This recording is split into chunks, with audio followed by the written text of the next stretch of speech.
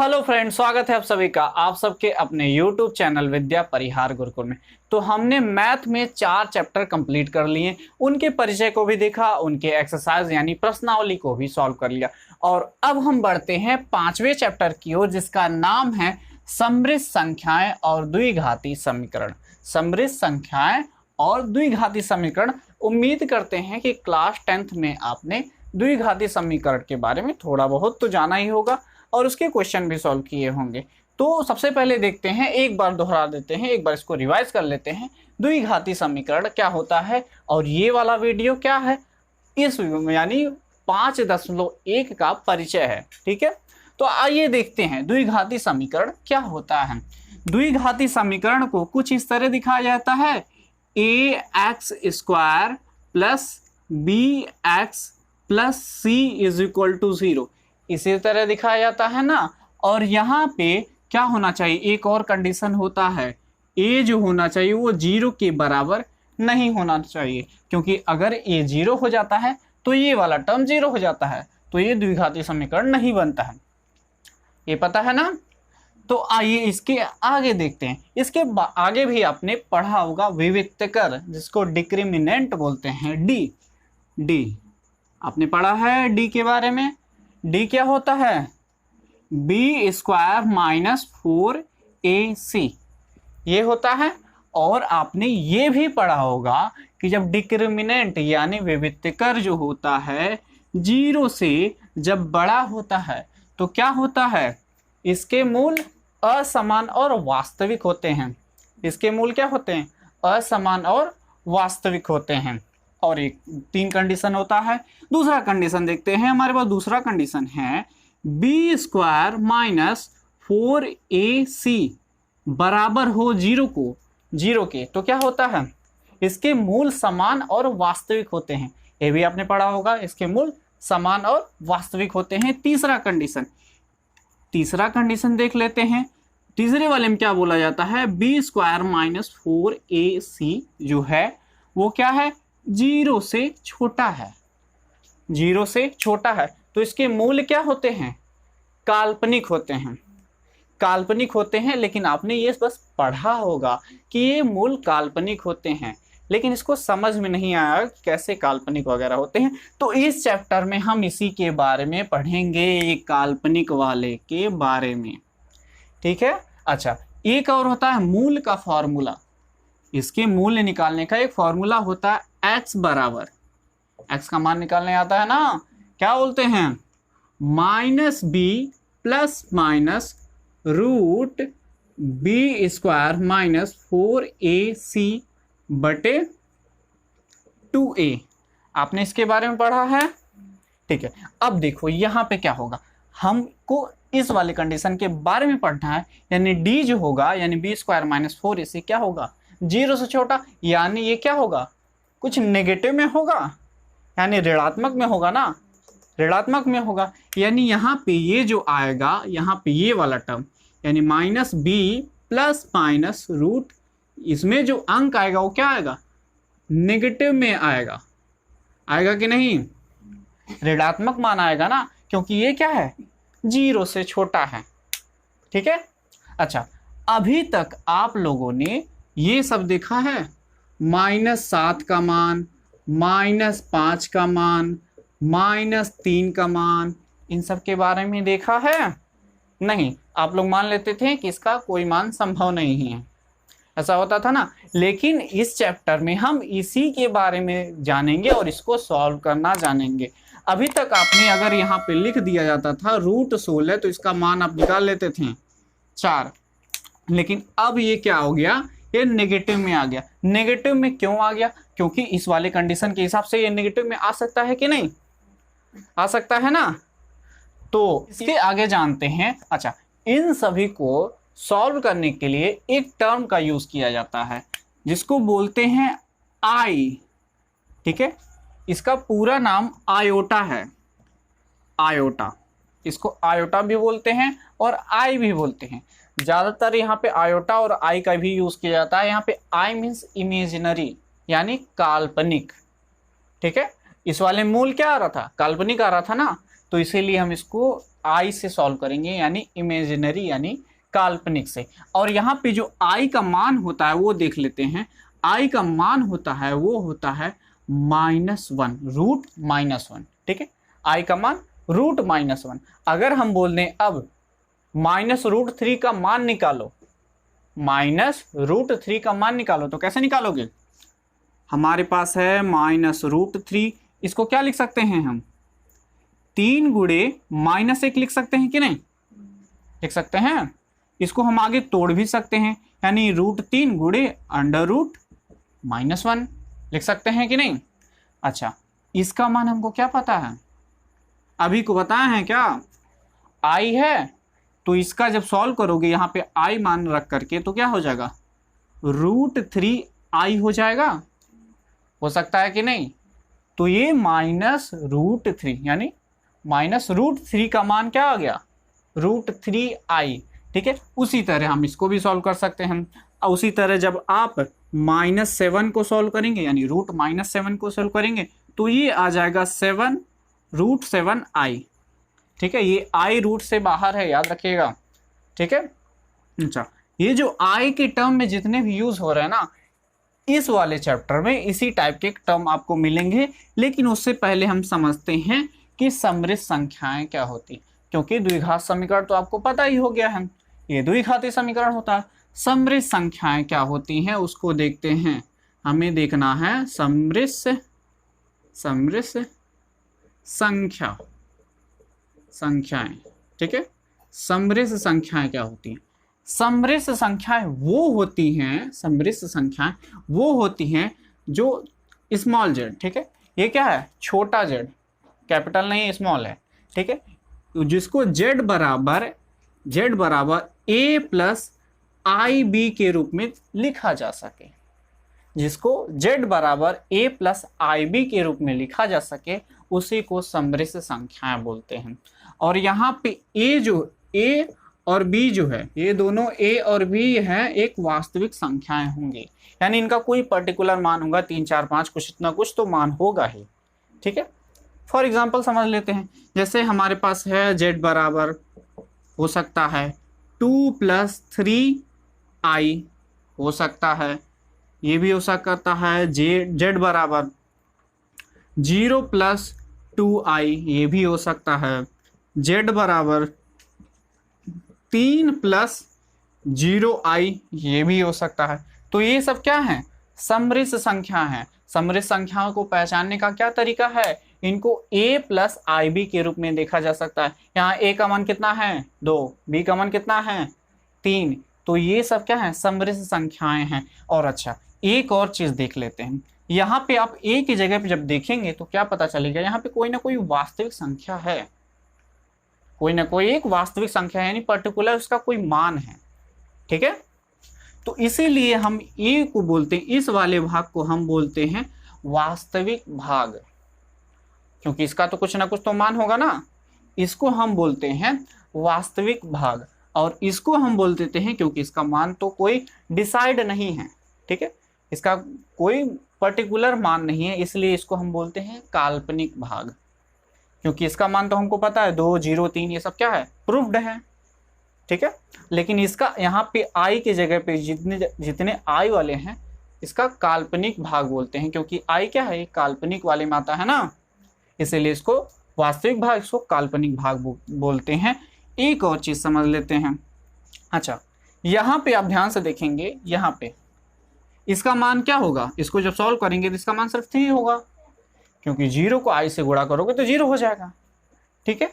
तो ये जो संख्या बना है z बराबर 3, यानी ये जो समृद्ध संख्या बना है वो शुद्ध वास्तविक समृद्ध संख्या है। क्या है? शुद्ध वास्तविक समृद्ध संख्या।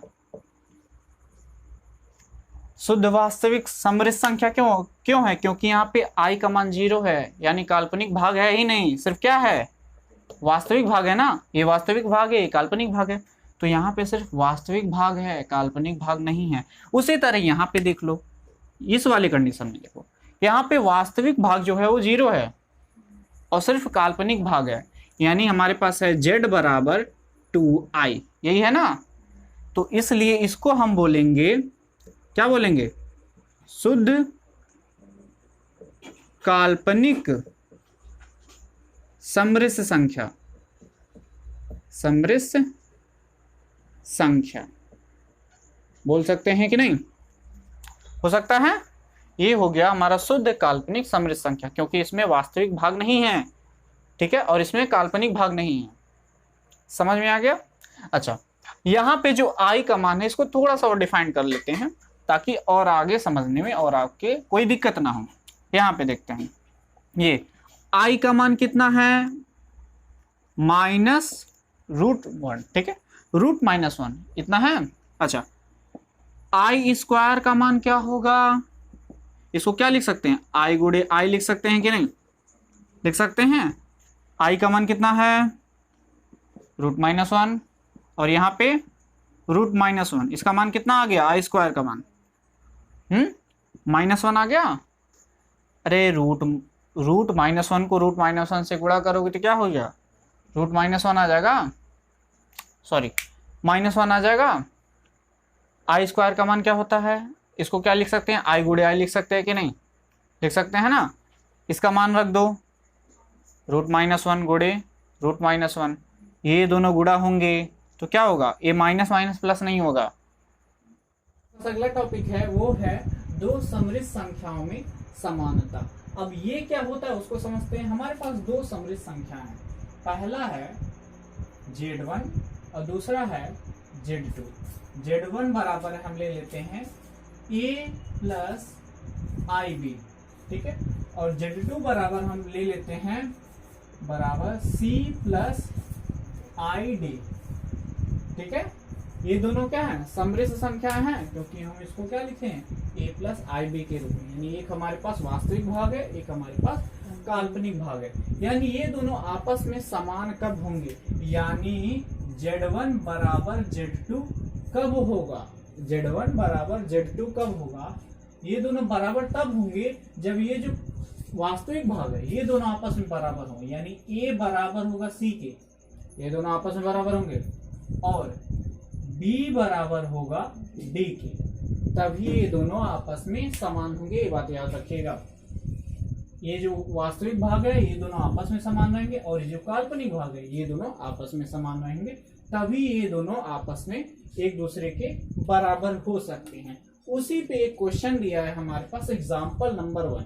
एग्जाम्पल नंबर 1 में बोला गया है यदि 4x plus i 3 minus Y बराबर है 3 प्लस i माइनस 6 के, और यहाँ पे x और जो y है वो वास्तविक संख्याएं हैं, तो हमें निकालना है x और y का मान। आप एग्जाम्पल नंबर 1 देख सकते हैं, उसमें यही बोला गया है, ठीक है। ये जो है आपस में बराबर है, इक्वल टू का साइन लगा, यानी आपस में बराबर है, और बोला गया है कि x और y क्या है, वास्तविक संख्याएं, और x और y का मान ज्ञात करना। तो उसके लिए हमें क्या पता है, इस वाले समीकरण से, यानी ये जो है ये दोनों आपस में बराबर होंगे, इसका मतलब यही ना हुआ, यानी ये इसके बराबर होगा, यानी पहला समीकरण बन जाएगा 4x बराबर होगा 3 के, ये दोनों वास्तविक भाग हैं, इसको काल्पनिक भाग भी होगा, ठीक है। यानी यहाँ पे ये जो 3 माइनस वाई बराबर होगा -6 के, बराबर है, इसका मतलब यही ना होगा। यहाँ से आप x और y का मान निकाल सकते हैं कि नहीं। x का मान क्या हो जाएगा 3/4, और y का मान कितना हो जाएगा, y को उधर लेते जाओ और 6 को इधर लेते जाओ, -6 इधर आएगा तो +6 हो जाएगा, और -y तो उधर आएगा तो +y हो जाएगा, ठीक है। यानी हमारे पास यहाँ पे y बराबर 9 आ गया, x और y का मान निकल गया, ठीक है। तो यानी अगर दो समृद्ध संख्या, दो कॉम्प्लेक्स नंबर, इसको कॉम्प्लेक्स नंबर बोलते हैं, ठीक है, दो कॉम्प्लेक्स नंबर आपस में बराबर है, तो इसका जो रियल वाला पार्ट है यानी वास्तविक वाला भाग बराबर होगा और काल्पनिक वाला भाग बराबर होगा। एक बात और हमेशा याद रखिएगा, ये बहुत ही इंपॉर्टेंट है, नोट कर लीजिएगा, नोट कर लीजिएगा कि Z1 और Z2 की, Z1 व Z2 की तुलना नहीं की जा सकती, नहीं की जा सकती, ये बात याद रखिएगा। इसका मतलब क्या हुआ, यानी जो Z1 है वो Z2 से छोटा भी नहीं हो सकता, ना तो Z2 बड़ा हो, ना तो Z2 छोटा हो सकता है Z1 से। समझ में आया? नहीं समझ। चलो, यानी ये दोनों जो संख्याएं है ना, ठीक है, जो संख्याएं हैं वो आपस में ना तो एक दूसरे के बड़े हो सकती, ना तो एक दूसरे से छोटे हो सकती, बराबर हो सकती हैं। कब? जब वास्तविक संख्याएं, इनका जो वास्तविक वाला पार्ट वास्तविक वाले पार्ट के बराबर होगा और जो काल्पनिक वाला पार्ट काल्पनिक वाले पार्ट के बराबर होगा। लेकिन इनकी तुलना नहीं की जा सकती कि ये वाला बड़ा है कि वो वाला बड़ा है, ठीक है, क्योंकि यहाँ पे जो आई है वो क्या है, इमेजिनरी है, काल्पनिक है, इसका कोई मान नहीं है रियल में, ठीक है। जैसे अगर मान लेते हैं Z1 बराबर 2 + 2i, ठीक है, और Z2 बराबर हम ले लेते हैं 3 + i, ठीक है। तो ये दोनों बराबर हो तब होंगे जब ये वाला पार्ट बराबर हो, तो ये वाला पार्ट बराबर है नहीं, ठीक है। तो ना तो ये एक दूसरे से छोटे हो सकते, ना तो एक दूसरे से बड़े हो सकते, ठीक है, नहीं हो सकते, क्योंकि ये वाला काल्पनिक वाला पार्ट है, ठीक है, इसका मान कोई डिफाइन नहीं है, ठीक। तो इसको नोट कर लीजिए, हम इसके आगे देखते हैं। हमारे पास अगला टॉपिक है, वो है समृद्ध संख्याओं का बीजगणित। समृद्ध संख्याओं का बीजगणित के बारे में आपने पढ़ा होगा, नहीं पढ़ा होगा तो आइए हम बता देते हैं, ठीक है। सबसे पहले देखेंगे हम समृद्ध संख्याओं का योग, फिर समृद्ध संख्याओं का अंतर, फिर समृद्ध संख्याओं का गुणा, फिर समृद्ध संख्याओं का भाग, ठीक है। तो सबसे पहले हम देखते हैं समृद्ध संख्याओं का योग, यानी अगर कोई दो कॉम्प्लेक्स नंबर यानी समृद्ध संख्या, हम इसको कॉम्प्लेक्स नंबर बोलते हैं, यानी वही समृद्ध संख्या होता है, ठीक है। एक हम ले लेते हैं कॉम्प्लेक्स नंबर Z1 और इसको हम लिख लेते हैं A + IB। ये हमारे पास पहला कॉम्प्लेक्स नंबर है, यानी समृद्ध संख्या है।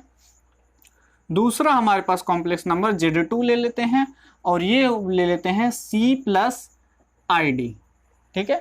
ये हमारे पास अगर दो समृद्ध संख्या यानी कॉम्प्लेक्स नंबर हैं तो इनको जोड़ेंगे कैसे, यानी अगर हम बोल दें इसका Z1 + Z2 निकालिए, Z1 + Z2 निकालिए, तो आप क्या करेंगे, तो आप क्या करेंगे, इसका जो वास्तविक वाला पार्ट है, वास्तविक वाला भाग है, इन दोनों को जोड़ देंगे, यानी यहाँ पे आप A + C कर देंगे, इन दोनों को जोड़ देंगे, प्लस I लगा करके काल्पनिक वाली को जोड़ देंगे, यानी B + D कर देंगे। समझ में आया? सॉल्व कर लेंगे। एग्जाम्पल दे दें एक, चलो एक एग्जाम्पल ले लो। मान लो हमारे पास Z1 है, हमारे पास 2 + I3, ठीक है, इसको 3i लिख देते हैं, ऐसे नहीं अच्छा लग रहा, अब अच्छा लग रहा। दूसरा लिख लेते हैं Z2, मान लेते हैं 1 + 5i, और हम बोल दें Z1 + Z2 निकालिए, तो क्या करेंगे, इन दोनों को जोड़ देते हैं, तो ये कितना हो जाएगा, 2 1 3, इन दोनों को जोड़ देते हैं, 5 3 8i, ये हो गया Z1 + Z2। आसान है, बहुत आसान है।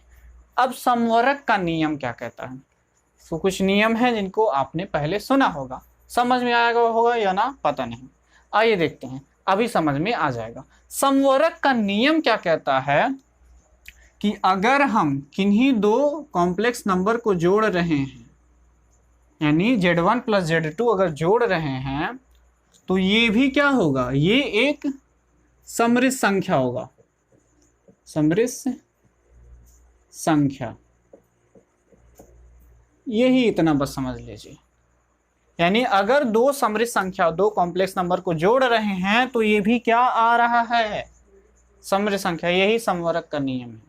यानी दो कॉम्प्लेक्स नंबर को जोड़ेंगे तो आपको क्या मिलेगा, एक कॉम्प्लेक्स नंबर है, ये समवर्ग का नियम है।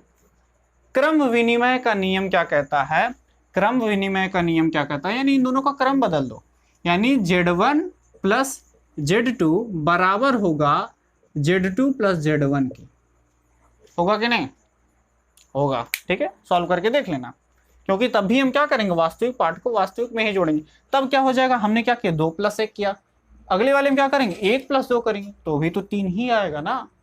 तो ये क्रम विनिमय का नियम कहता है कि चाहे पहले Z1 + Z2 जोड़ो या फिर Z2 + Z1 का जोड़ो, इन दोनों का मान सेम ही आएगा, ये है क्रम विनिमय का नियम। समझ में आ गया। अगला है साहचर्य नियम। साहचर्य नियम में हम 3 कॉम्प्लेक्स नंबर लेते हैं, यानी 3 समृद्ध संख्या ले लेते हैं। मान लेते हैं हम ले लेते हैं Z1 + Z2 प्लस Z3 ये बराबर होगा Z1 plus Z2 plus Z3 के। यानी हमने क्या किया, Z2 प्लस Z3 को जोड़ करके Z1 में जोड़ दिया। ठीक है, या तो हम ये करें या तो हम Z1 प्लस Z2 को जोड़ करके Z3 में जोड़ दें, दोनों का मान एक समान ही आएगा। ठीक है, नहीं आया तो एक बार ट्राई कर लीजिएगा। जैसे 1 प्लस 2 प्लस 3 जोड़ेंगे तो कितना आ जाएगा, हमेशा 6 ही आएगा। चाहे इन दोनों को जोड़ के जोड़ो, पहले इन दोनों को जोड़ के जोड़ो, वही मान आएगा। ठीक है, यानी ये है साहचर्य नियम। समझ में आया? योगात्मक तत्समक का अस्तित्व। ठीक है, योगात्मक तत्समक का अस्तित्व ये क्या होता है, यानी एक ऐसी संख्या, योगात्मक तत्समक का अस्तित्व मतलब एक ऐसी संख्या हो सकती है क्या कि मतलब जिसमें अगर जोड़ें तो वही चीज आ जाए। यानी अगर हमारे पास Z एक क्या है, समृद्ध संख्या है, तो इसमें हम ऐसी कौन सी संख्या जोड़ें कि दोबारा Z ही आ जाए। ऐसा कोई किसी संख्या का अस्तित्व है कि नहीं? 0 है, 0 को हम जोड़ सकते हैं, तो ये है योगात्मक तत्समक का अस्तित्व। ठीक है, इसका अस्तित्व है ना, 0 हो सकता है, तो ये चौथा नियम हो गया। यानी किसी समृद्ध संख्या में ऐसी कौन सी संख्या जोड़ें ताकि वही संख्या आ जाए, ये हो गया योगात्मक तत्समक का अस्तित्व। अगला है योगात्मक प्रतिलोम का अस्तित्व। यानी अगर हमारे पास Z दिया है कोई कॉम्प्लेक्स नंबर, यानी हमारे पास एक समृद्ध संख्या Z दिया है, ऐसी कौन सी संख्या इसमें जोड़ें कि इसका मान 0 आ जाए।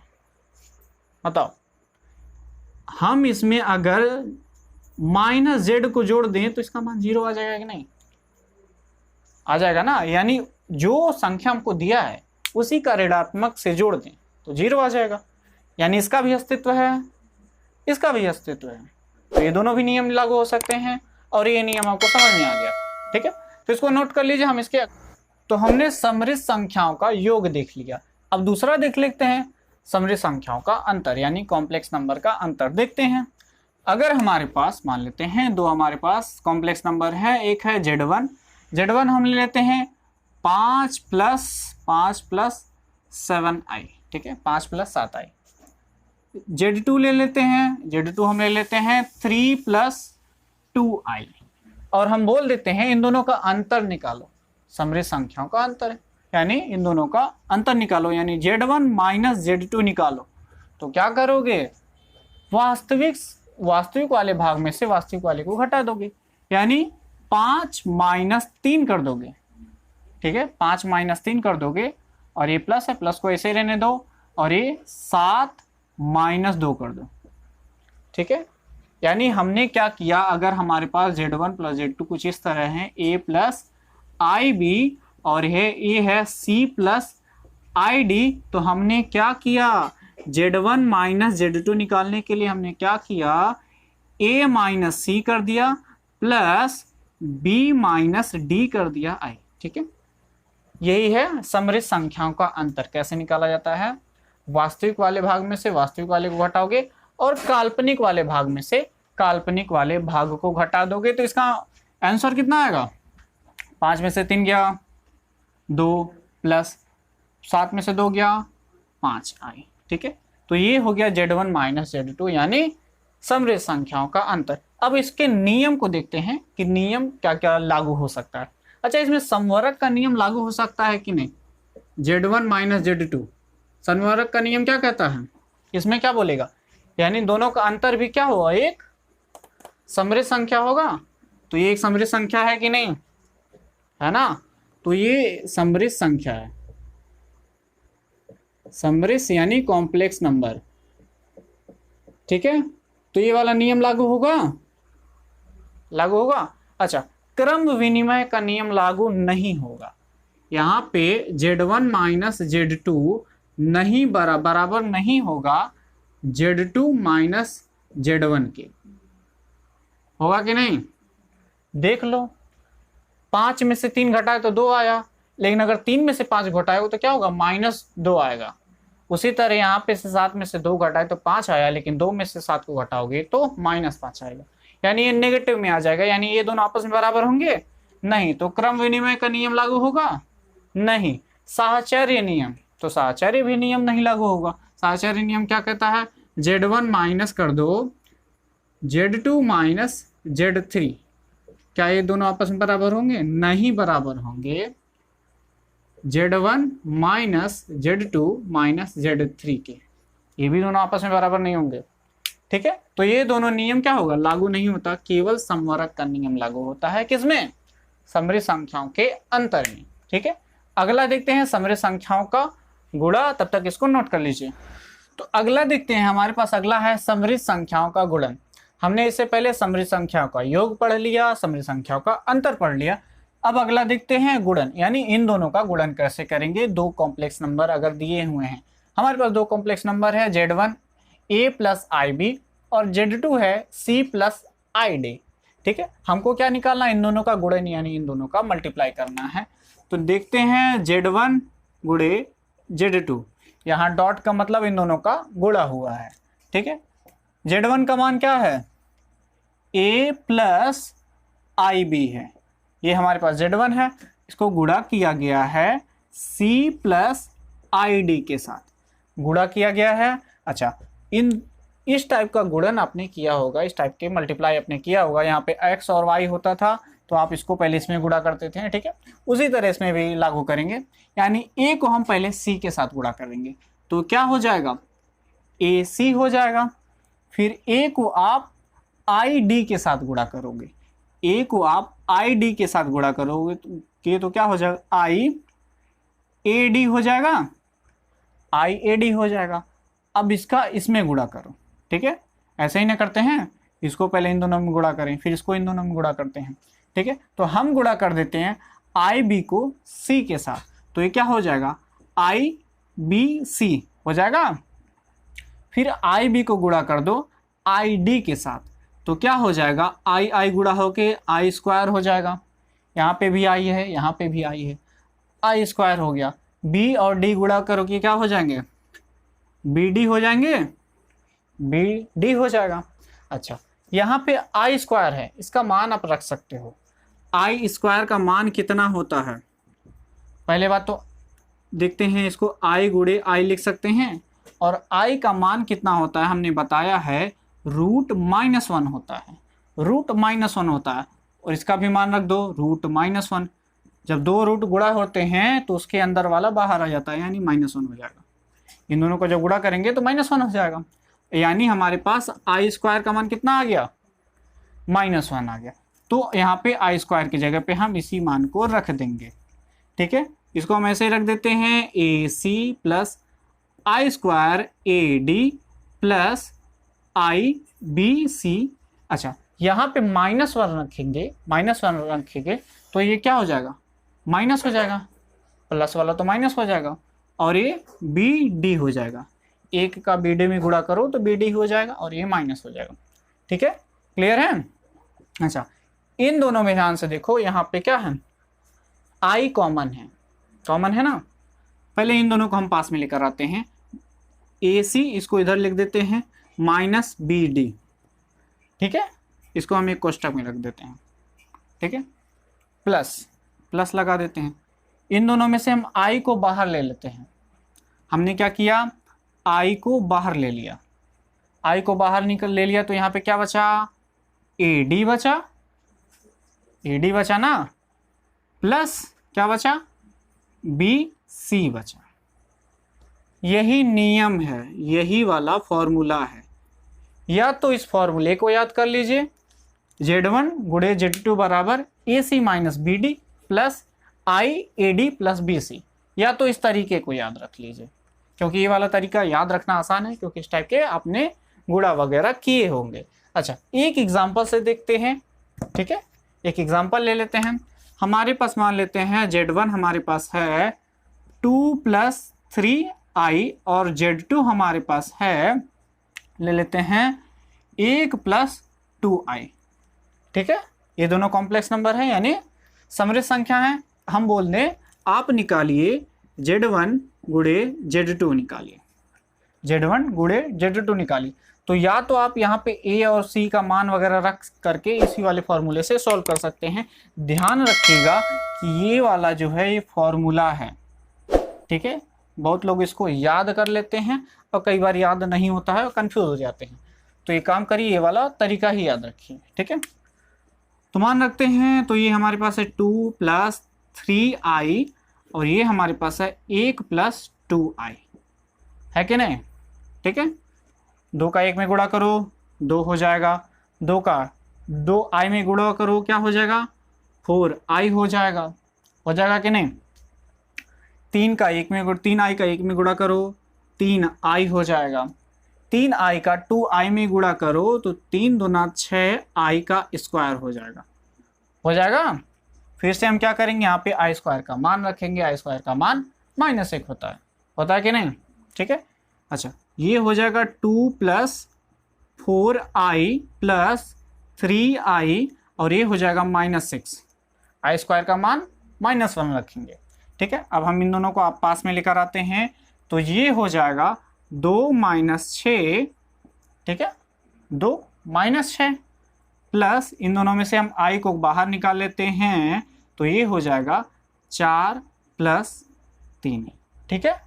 आगे भी इसको सॉल्व कर सकते हैं कि नहीं। 2 - 6 कितना होगा -4 होगा, ठीक है। और इसका मान कितना होगा 4 3 7 यानी 7i। ये क्या है Z1 × Z2, ठीक है, Z1 × Z2। अगर आप इस फॉर्मूले पे इसका मान रखेंगे तो भी इतना आएगा, इस तरीके से लगाओगे तो भी इतना ही आंसर आएगा, ठीक है। तो जो आपको अच्छा लगे या तो ये फॉर्मूला याद रख लीजिए या तो ये प्रोसेस याद रख लीजिए। अब आते हैं, देखते हैं इनके नियम कौन कौन से लागू हो सकते हैं गुणन वाले में, ठीक है। अच्छा, समवर्ग का नियम क्या कहेगा इसमें। समवर्ग का नियम ये कहता है Z1 × Z2 क्या एक समृद्ध संख्या होगा, एक समृद्ध संख्या है। हमने Z1 × Z2 किया है तो जो बना है -4 + 7i, ये क्या है कॉम्प्लेक्स नंबर, ये तो है, तो ये नियम लागू होगा, ठीक है। तो ये क्या होगा एक समृद्ध संख्या, तो ये नियम लागू हुआ कि नहीं, तो ये समवर्ग का नियम लागू हो गया। क्रम विनिमय का नियम लागू होगा कि नहीं होगा। Z1 को या तो Z2 के साथ गुणा करो या Z2 को Z1 के साथ गुणा करो, मान एक ही आएगा, करके देख लीजिएगा। तो यहाँ पे क्रम विनिमय का नियम भी लागू होता है। क्रम विनिमय का मतलब समझते हो, यानी उन दोनों का क्रम थोड़ा सा बदल दिया गया, ठीक है। साहचर्य का नियम क्या कहता है, साहचर्य का नियम इसमें क्या कहता है, अगर हमारे पास Z1 Z1 Z2 और Z3 3 कॉम्प्लेक्स नंबर है, यानी 3 समृद्ध संख्याएं हैं, तो ये होगा Z1 × Z2 × Z3, ठीक है। यहाँ पे गुणे भी लगा लिए हैं, यहाँ पे आप डॉट भी लगा सकते हैं, कुछ भी लगाइए मान वही होगा, ठीक है।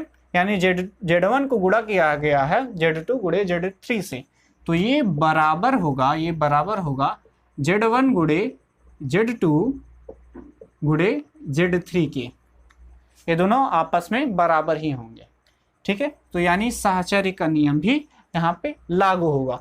अब गुणात्मक तत्समक का मान क्या होता है, गुणात्मक तत्समक का अस्तित्व होगा या नहीं, इसको समझ लेते हैं। गुणात्मक तत्समक का मान यानी अगर हमारे पास Z1 एक कॉम्प्लेक्स नंबर है तो क्या कोई ऐसी संख्या हो सकती है जिसमें इसमें गुणा करें और Z1 ही आ जाए, मतलब वही कॉम्प्लेक्स नंबर आ जाए, ऐसी कोई संख्या है। इसमें हम 1 से गुणा कर सकते हैं तो क्या आ जाएगा Z1 ही आ जाएगा, तो है ना एक संख्या, यानी गुणात्मक तत्समक का अस्तित्व है ना, तो यानी ये वाला भी नियम लागू हो जाएगा। अगला देखते हैं, यहाँ पे अगला है हमारे पास 5वां है गुणात्मक प्रतिलोम का अस्तित्व। हमने गलती से यहाँ पे तत्समक लिख दिया था। गुणात्मक प्रतिलोम का अस्तित्व, गुणात्मक प्रतिलोम मीन्स यानी Z को हम किसी ऐसी संख्या से गुणा करें ताकि मान 1 आ जाए। क्या ऐसी कोई संख्या है, Z1 को हमको गुणा करना है किसी ऐसी संख्या से कि इसका मान 1 आ जाए, है कि नहीं। इसको हम गुणा कर सकते हैं 1/Z1 से, इसका मान 1 आ जाएगा। तो गुणात्मक प्रतिलोम का अस्तित्व है कि नहीं है, तो ये नियम लागू होगा। अच्छा, ये सारे क्वेश्चन 1 नंबर वाले में आ सकते हैं, ऑब्जेक्टिव टाइप के जो क्वेश्चन होते हैं उसमें आ सकते हैं। ठीक है, अगला देखते हैं बंटन नियम। बंटन नियम क्या होता है, यानी बांटना। ठीक है, यानी यहाँ पे हम ले लेते हैं, अगर हम Z1 को गुणा कर देते हैं, Z1 को गुणा कर देते हैं Z2 प्लस Z3 से, Z1 को हम गुणा कर दिए हैं Z2 प्लस Z3 से, तो हम इसको ये भी लिख सकते हैं, ये दोनों आपस में बराबर होंगे, Z1 Z2 plus Z1 Z3 से बराबर होंगे कि नहीं। अरे इसको इसी में पहले गुणा किया, फिर इसको इसमें गुणा किया गया, वही तो लिखा गया है, तो ये दोनों आपस में बराबर होंगे। तो यहाँ पे बंटन का नियम भी लागू किया गया है, यानी इन दोनों को पहले इस तरह थे, इन दोनों को बांट दिया गया है। ठीक है, अलग अलग बांट दिया गया, इसीलिए इसको बंटन नियम बोलते हैं। ठीक है, तो ये भी नियम लागू होगा और ये दोनों आपस में बराबर होंगे। तो ये था समृद्ध संख्याओं का गुणन। अगला देखते हैं, तब तक इसको नोट कर लीजिए, समृद्ध संख्याओं का भागफल। ये अब हमारे पास अगला टॉपिक है। समृद्ध संख्याओं के भागफल को समझते हैं। उसके लिए हमारे पास 2 कॉम्प्लेक्स नंबर हैं, Z1 है a प्लस IB, और हम Z2 ले लेते हैं, वो है हमारे पास C प्लस ID। ये 2 हमारे पास समृद्ध संख्याएं यानी कॉम्प्लेक्स नंबर हैं। ठीक है, तो इनका भागफल देखते हैं, यानी Z1 बटे Z2 क्या होगा, यही ना होगा भाग, एक का दूसरे के साथ भाग किया गया है। ये क्या होगा, इसका मान जो होगा वो ये होगा Z1 बटे Z2 गुणे इसका बार ले लेंगे, यानी Z2 का बार बटे Z2 का बार। ये बार क्या होता है अब ये समझ में नहीं आ रहा होगा, यहाँ पे क्या किया गया है वो समझ में नहीं आ रहा होगा। ये जो संख्या थी ना उसी को हमने गुणा कर दिया है, जो नीचे वाला है हर जो होता है ना उसी का बार लेकर के, वो जो नीचे वाला कॉम्प्लेक्स नंबर था समृद्ध संख्या उसी के बार से गुणा कर दिया गया। अच्छा, ये क्या होता है इसको थोड़ा सा हम समझ लेते हैं। यहाँ पे मान लेते हैं हमारे पास जो Z1 है वो है 3 प्लस 2i। ठीक है, और हम Z2 ले लेते हैं, Z2 ले लेते हैं हम, हमारे पास है मान लेते हैं 2 प्लस 5i। ठीक है, ये हमारे पास Z1 और Z2 हैं। ठीक है, अच्छा ये है। इस बार वाले में हम क्या करेंगे, जो बार जो लिया जा रहा है इसमें हम क्या करेंगे कि इसमें जो काल्पनिक वाला भाग है उसको हम निगेटिव कर देंगे, उसको हम ऋणात्मक कर देंगे। आइए देखते हैं कैसे। ठीक है, इसमें हम क्या करेंगे, हमको निकालना है Z1 बटे Z2, ये निकालना है ना, इसका मान रखते हैं तो क्या होगा 3 प्लस 2i बटे 2 प्लस 5i, ये होगा। हमने क्या किया है इसको Z2 बार। अच्छा, यहाँ पे Z2 बार क्या होगा, हमने क्या बोला है, अगर किसी भी कॉम्प्लेक्स नंबर का यानी किसी भी समृद्ध संख्याओं का अगर बार निकालना है तो उस काल्पनिक वाले भाग को ऋणात्मक बना दो, तो यानी ये क्या हो जाएगा Z2 बार क्या हो जाएगा 2 माइनस 5i। हमने क्या बोला, ये जो काल्पनिक वाला भाग है इसको ऋणात्मक बना दो। ठीक है, समझ में आ गया। अच्छा, ये ऋणात्मक होगा तो क्या करोगे, धनात्मक बना दोगे, यानी हमको इसको माइनस से गुणा कर देना बस, और कुछ नहीं। ठीक है, अब आगे देखते हैं, यानी इसी से हमको गुणा करना है, वही ना करना था। यहाँ पे देखो Z2 बार गुणे Z2 बार बटे Z2 बार, यानी जितने से हम गुणा कर रहे हैं। ठीक है, अगर ऊपर नीचे उसी से संख्या से गुणा कर दे तो कोई फर्क पड़ता है, नहीं पड़ता। जैसे अगर हम इन दोनों में 2 बटे 2 से गुणा करें तो कोई फर्क पड़ेगा नहीं। तो हम क्या कर रहे हैं, इसी वाले संख्या से गुणा कर देते हैं। ठीक है, जितना से ऊपर गुणा किए उतना से ही नीचे गुणा कर दे तो कोई फर्क नहीं पड़ता है, पता है ना। और Z2 बार कैसे लाया गया है, इसका नेगेटिव बना दो, इसका ऋणात्मक बना दो, ऐसी का गुणा कर दो, मान आ जाएगा। ठीक है, गुणा करना हम बताए हैं Z1 बटे Z2। चलो गुणा करते हैं, गुणा करना है हमको।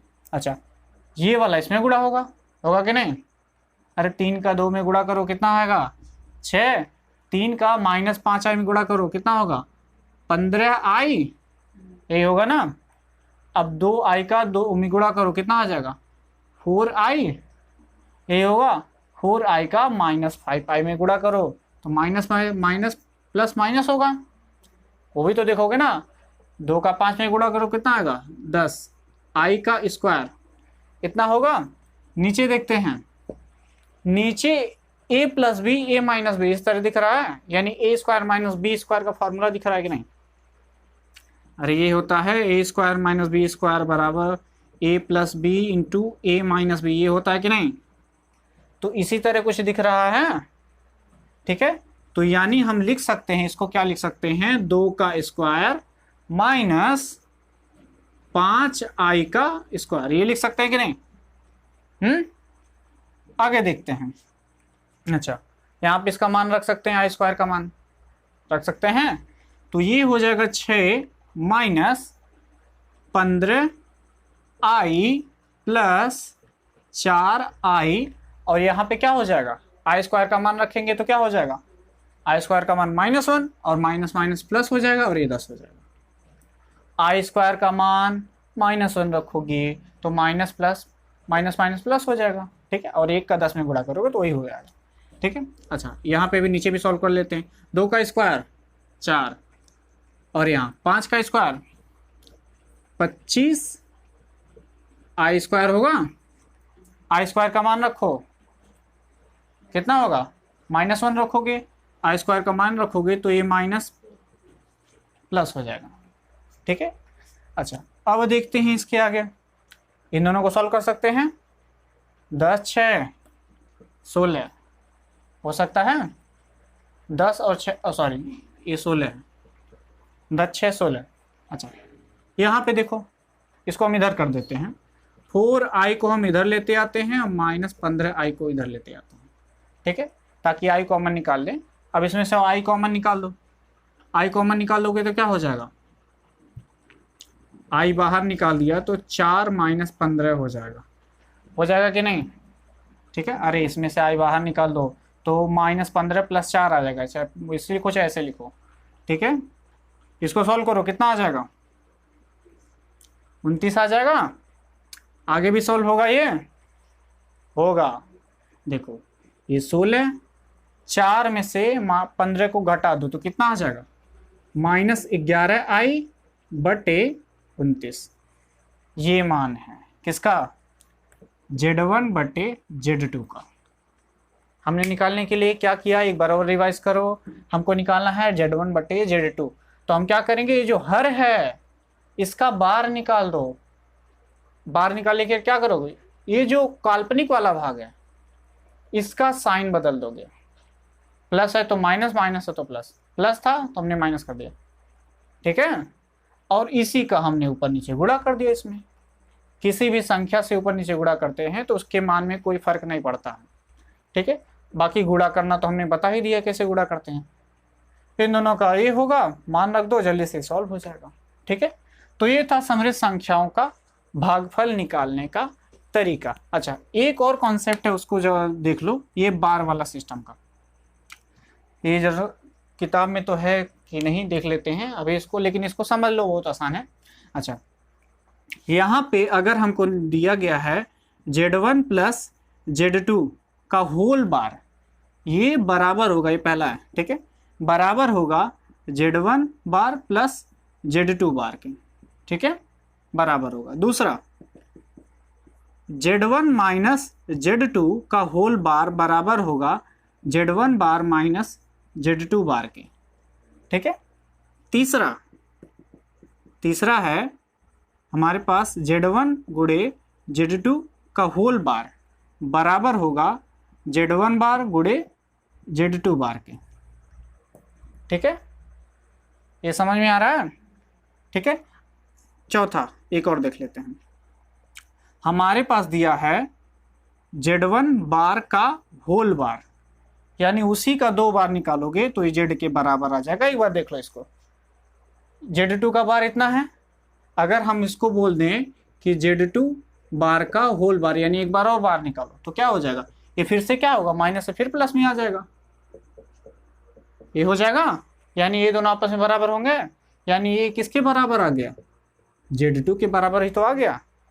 यानी उसी संख्या का अगर 2 बार बाहर निकालेंगे तो वही वाला संख्या आ जाएगा। ठीक है, समझ में आया? तो इसको नोट कर लीजिए, और इसके एक पार्ट और बनाना पड़ेगा इस लेक्चर का। तो मिलते हैं अगले वीडियो में। अगले वीडियो में हम इसके कुछ एग्जाम्पल को भी देखेंगे, और थोड़ा सा बचा हुआ है इसका कॉन्सेप्ट, उसको भी समझा देंगे। तो मिलते हैं अगले वीडियो में, तब तक के लिए धन्यवाद।